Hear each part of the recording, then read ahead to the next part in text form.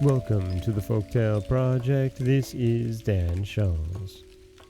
Today we're going to hear the end of Prince Hyacinth and the Dear Little Princess, the story that we started on Wednesday about a prince with a comically large nose who never understood just how comically large it was because all of his courtiers and his mother and nurses all went to great pains to make him feel that his nose was the height of beauty. But now he is off to try to save his princess, the dear little princess. This is part 2 of Prince Hyacinth and the Dear Little Princess. So it happened that he came presently to a great plain, across which he rode all day long without seeing a single house, and horse and rider were terribly hungry when, as the night fell, the prince caught sight of a light, which seemed to shine from a cavern. He rode up to it and saw a little old woman who appeared to be at least 100 years old. She put on her spectacles to look at Prince Hyacinth, but it was quite a long time before she could fix them securely, because her nose was so very short. The prince and the fairy, for that was who she was, had no sooner looked at one another when they went into fits of laughter, and cried at the same time, "Oh, what a funny nose!" "Not so funny as your own," said Prince Hyacinth to the fairy, "but, madam, I beg you to leave the consideration of our noses, such as they are, and to be good enough to give me something to eat, for I am starving, and so is my poor horse." "With all my heart," said the fairy. "Though your nose is so ridiculous, you are, nevertheless, the son of my best friend. I loved your father as if he had been my brother. Now he had a very handsome nose." "And pray what does mine lack?" said the prince. "Oh, it doesn't lack anything," replied the fairy. "On the contrary, quite, there's only too much of it. But never mind. One may be a very worthy man though his nose is too long. I was telling you that I was your father's friend. He often came to see me in the old times, and you must know that I was very pretty in those days, at least he used to say so. I should like to tell you of a conversation we had the last time I ever saw him." "Indeed," said the prince. "When I have supped, it will give me the greatest pleasure to hear it, but consider, madam, I beg of you, that I have had nothing to eat today." "Oh, the poor boy is right," said the fairy. "I was forgetting. Come in, then, and I will give you some supper, and while you are eating I can tell you my story in a very few words, for I don't like endless tales myself. Too long a tongue is worse than too long a nose, and I remember when I was young that I was so much admired for not being a great chatterer. They used to tell the queen, my mother, that it was so, for though you see what I am now, I was the daughter of a great king. My father—" "Your father, I dare say, got something to eat when he was hungry," interrupted the prince. "Oh, certainly," answered the fairy, "and you shall have supper directly. I only just wanted to tell you—" "But I really cannot listen to anything until I have had something to eat," cried the prince, who was getting quite angry. But then, remembering that he had better be polite as much as he needed the fairy's help, he added, "I know that in the pleasure of listening to you I should quite forget my own hunger, but my horse, who cannot hear you, really must be fed." The fairy was very much flattered by this compliment, and said, calling to her servants, "You shall not wait another minute. You are so polite, and in spite of the enormous size of your nose, you are really very agreeable." "Plague take the old lady! How she does go on about my nose!" said the prince to himself. "One would almost think that mine had taken all the extra length that hers lacks. If I were not so hungry, I would soon have done with this chatterpie, who thinks she talks so little. How stupid people are not to see their own faults. That comes of being a princess. She has been spoiled by flatterers who have made her believe that she is quite a moderate talker." Meanwhile, the servants were putting the supper on the table, and the prince was much amused to hear the fairy, who asked them 1,000 questions simply for the pleasure of hearing herself speak.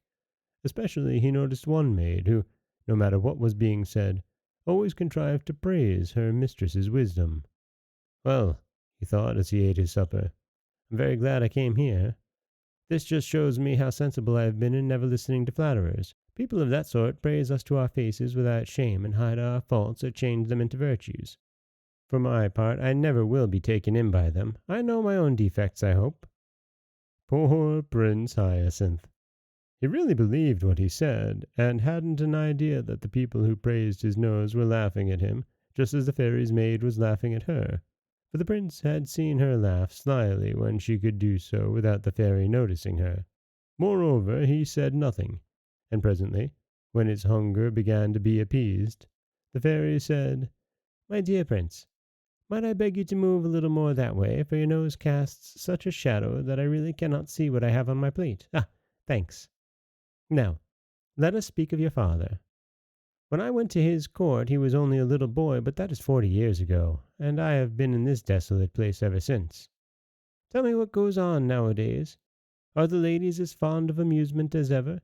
In my time one saw them at parties, theatres, balls, and promenades every day. Dear me, what a long nose you have!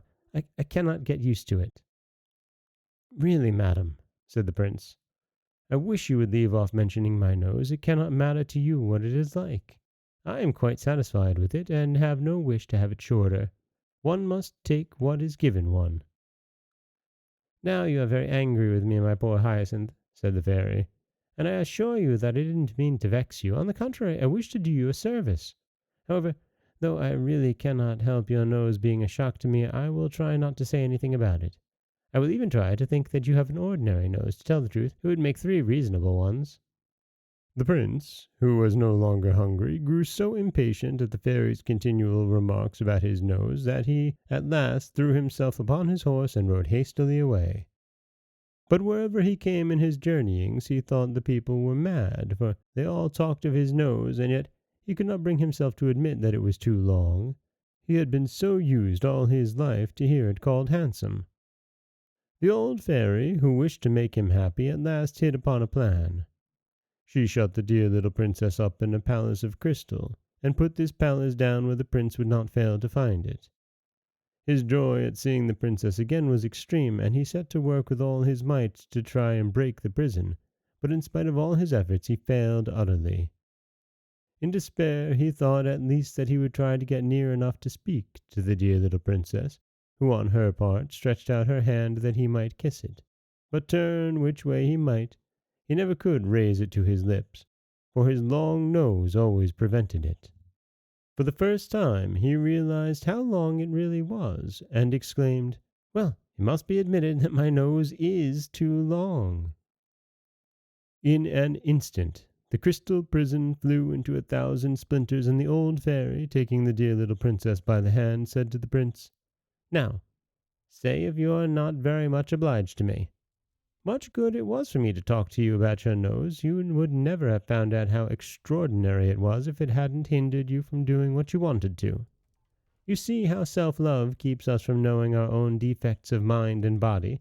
Our reason tries in vain to show them to us.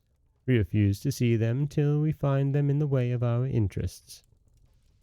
Prince Hyacinth, whose nose was now just like anyone else's, did not fail to profit by the lesson he had received.